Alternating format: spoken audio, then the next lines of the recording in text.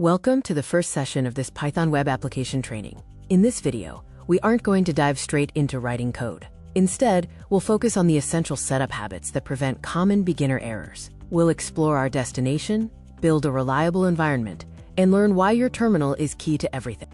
Why start this way? Often, beginners start typing code without understanding what they are actually building. This session reverses that. We'll learn to see the destination first, stop guessing about folder locations, and verify everything with evidence. Remember, the goal is not to type faster, but to know where you are and look for proof.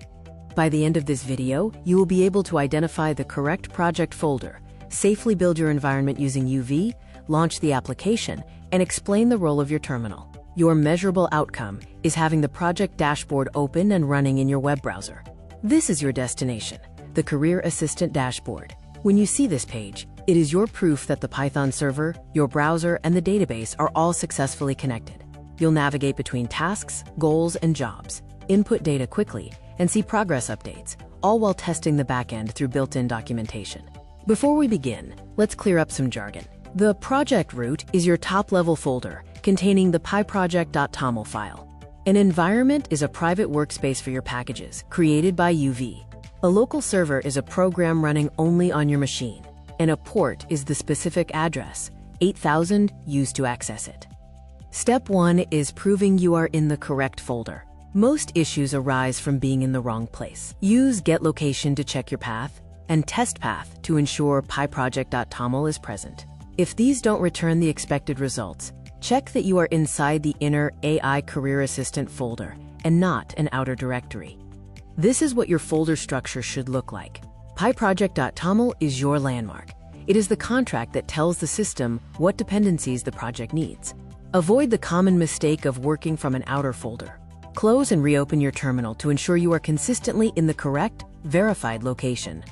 Step 2 is building your environment. Run UV-Sync to create your virtual environment and install necessary packages. Using UV Run ensures you are executing commands within that specific environment without needing manual activation.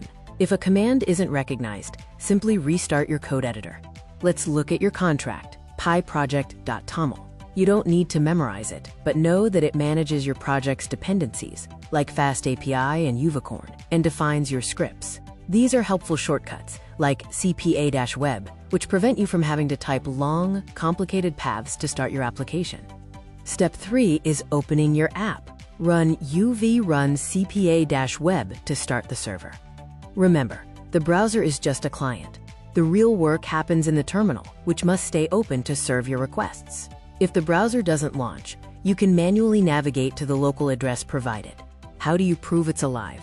Check the dashboard page and the health endpoint. If the dashboard loads and the health URL returns a simple status, you've succeeded.